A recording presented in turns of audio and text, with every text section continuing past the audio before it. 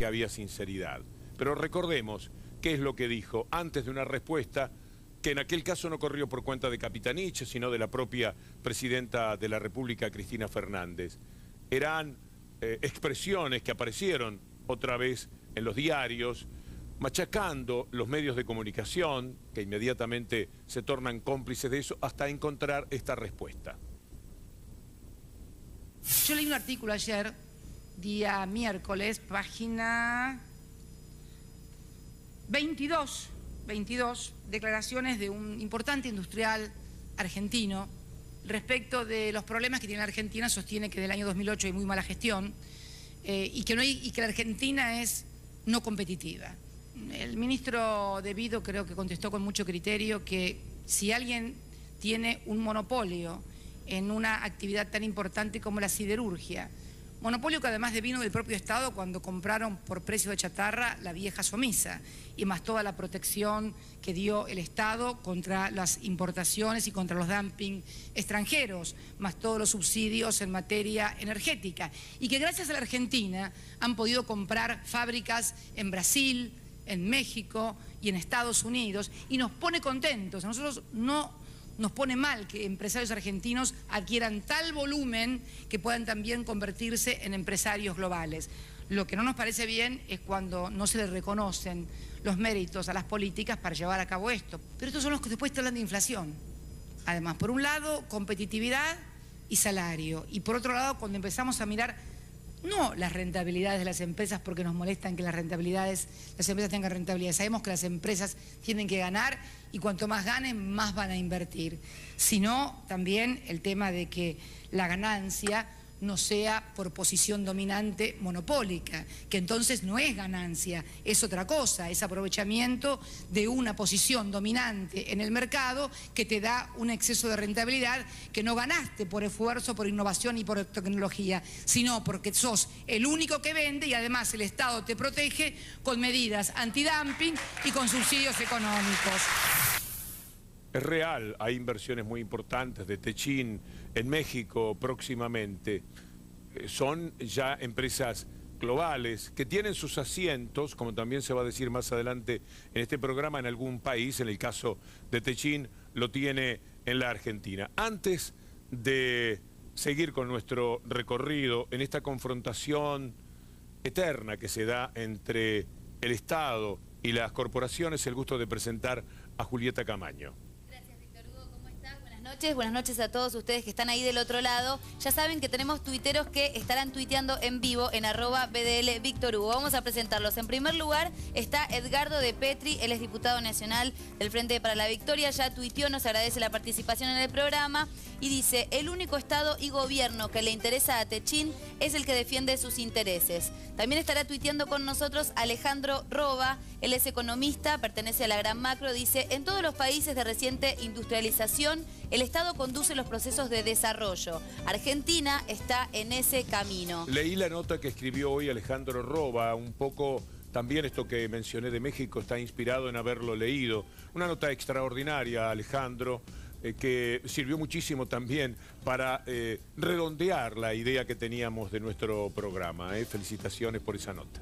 Continúo, Víctor Hugo. Edgardo de Petri dice: a las corporaciones les molesta que en democracia Alfonsín y hoy Néstor y Cristina Kirchner no son orgánicos a sus intereses. Los salarios, los convenios y los derechos de los trabajadores son más importantes que las ganancias de las empresas. Todos estos tweets en @BDL Víctor Hugo.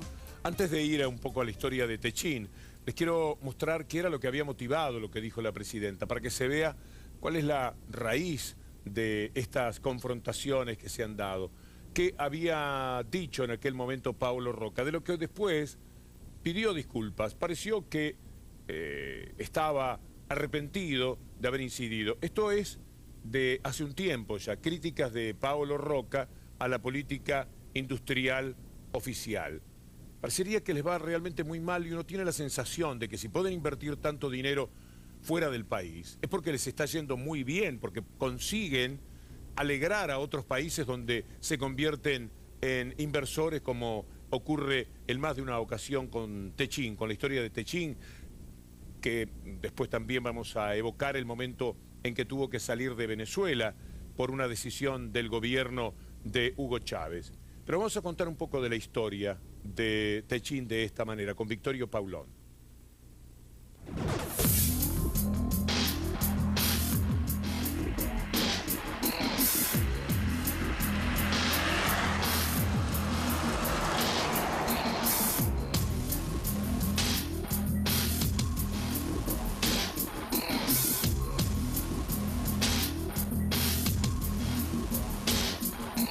Aquí estamos en la ciudad de Villa Constitución, que está en el corazón del cordón industrial que va desde Puerto San Martín, San Lorenzo, hasta la ciudad de Campana. Centralmente son siderometalúrgicas, todas ellas nacieron al calor de lo que fue el desarrollo de Somisa, que se llamaba la madre de industrias, y la zona de San Nicolás y Villa Constitución se lo llamaba el talón de acero, porque estaba en el taco de la bota, y aquí se concentraba prácticamente el grueso de la producción siderúrgica argentina. Techin era una empresa más importante, era muy importante porque había desarrollado todo lo que es la cuestión de los tubos sin costura, que es lo que se utiliza en la industria del petróleo, es el producto siderúrgico más caro que hay. Había empezado con un propulsora siderúrgica en Avellaneda, en La Plata, había seguido con la fábrica en Campana y en ese momento es todo lo que tenía. La dictadura militar no solamente salió de aquí uno de los principales actores, que fue el ministro político, el ministro de Economía, pero el ministro político de la dictadura, que fue José Alfredo Martínez de Oz, presidente del directorio de Asindar en la época, que dejó ese cargo vacante para ocupar el Ministerio de Economía de la dictadura de Videla. Tanto lo que fue el grupo Techin como el grupo Asindar son los que a la salida de la dictadura concentraron todo el mercado siderúrgico argentino, que antes del golpe contaba con más de 30 firmas diferentes: Santa Rosa, Genaro Grasso, Gurmendi, Navarro, Heredia, es decir, eran todas pequeñas firmas nacionales que fueron absorbidas en ese proceso. Bueno, lo que nos está diciendo Victorio Paulón es algo muy parecido a lo que sucedió con los medios de comunicación, es decir, uno que se queda prácticamente con todos, es decir, como un Pac-Man se come a los demás, y esta es la historia que nos estaba contando recién. Vamos a volver a lo que es el presente, un presente que tiene estos últimos años fundamentalmente en la oposición corporación-Estado. Lo vamos a hacer con un recuerdo muy particular de cuando se dio la confrontación, aquella por la cual el Estado, el gobierno, quería estar dentro, porque le correspondía, de Techin. Aquella oposición muy fuerte que hubo por los directores, cuando se señalaba que el gobierno, el Estado, se quería quedar con la caja de Techin. Vamos a ver este diario en el cual se marca lo que el gobierno va por la caja de Techin y le declaró la guerra, se decía en aquel momento. Y en televisión, naturalmente, en TN, había una defensa de los intereses que ya les vamos a explicar a ustedes de qué se trata. Pero antes veamos lo que decían desde Techin.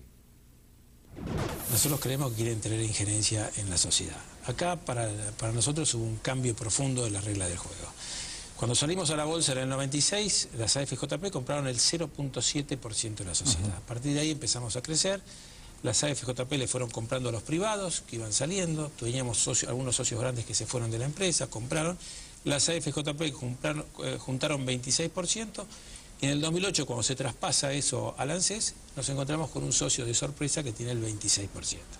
En la ley, este Congreso mantiene una restricción que para mí era clave para la regla de juego, que es que no se involucren más de un 5% en el derecho a voto de la sociedad. El tema está ya cuando nosotros intentamos acordar con el gobierno un director de consenso, nombrado por la mayoría, como había sido Aldo Ferrer, que funcionó muy bien. Fue un buen nexo con el gobierno y trabajó muy en armonía con todo el directorio, porque el directorio no es un órgano de control. El directorio es un órgano de gobierno de la sociedad, donde todos cumplimos una función y trabajamos por el éxito de la compañía. Y esto había sido exitoso. Cuando lo nombran embajador en Francia al doctor Ferrer, se habla de su reemplazo y empezamos a hablar de qué nombres teníamos para reemplazarlos. Ahí es donde no nos ponemos de acuerdo y la respuesta fue un decreto de necesidad de urgencia que a nuestro juicio... Bueno, ¿cuál era la historia aquí? Ellos siempre sacan ventajas y negocian desde una posición dominante.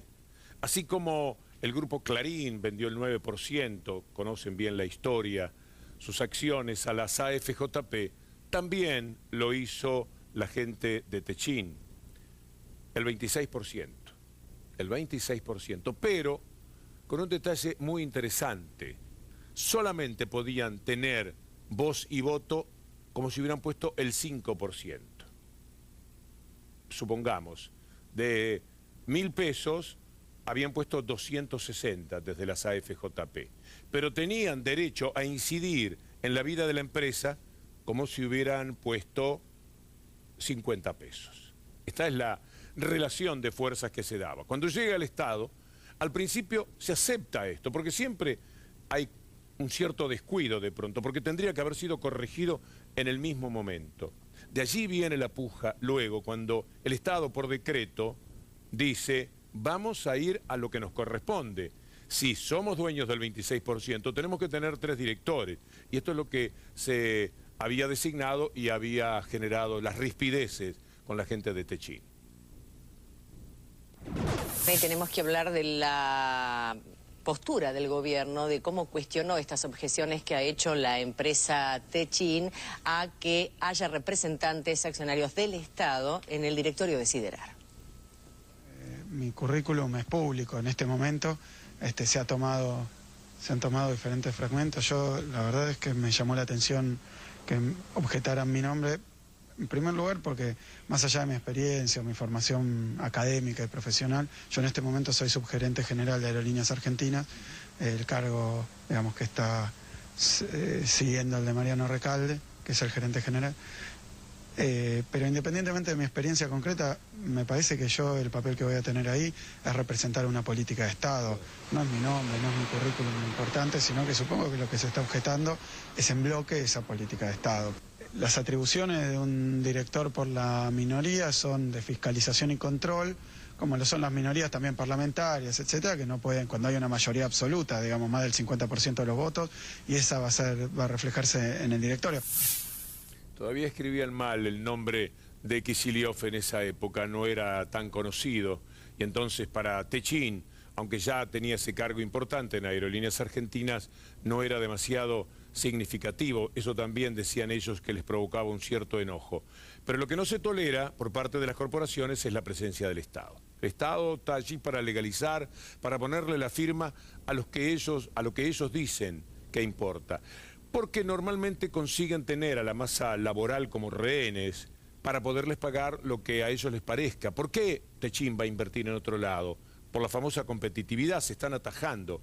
Aquí no es tan competitiva la Argentina porque el obrero gana decorosamente. En sitios donde el obrero gana mucho menos, es más fácil invertir porque la rentabilidad es mucho más importante. Y como van a otros países a dar trabajo, posiblemente puedan exigir también un tratamiento más especial en cuanto a los impuestos que tienen que pagar. Y tienen ese control y ese dominio. Porque de repartir, de mirar un poquito para el costado, poco hay. Sobre todo si recordamos algo que en la propia Techin dijo en su momento el expresidente Néstor Kirchner.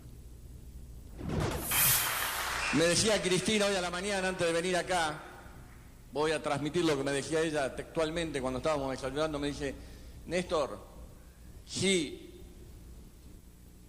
una empresa X de un grupo económico determinado retiró, y le puede corresponder millones de dólares por las ganancias que tuvo en el año, ¿por qué no le pagan a los trabajadores millones de dólares que le deban para que se muevan con todas sus fuerzas?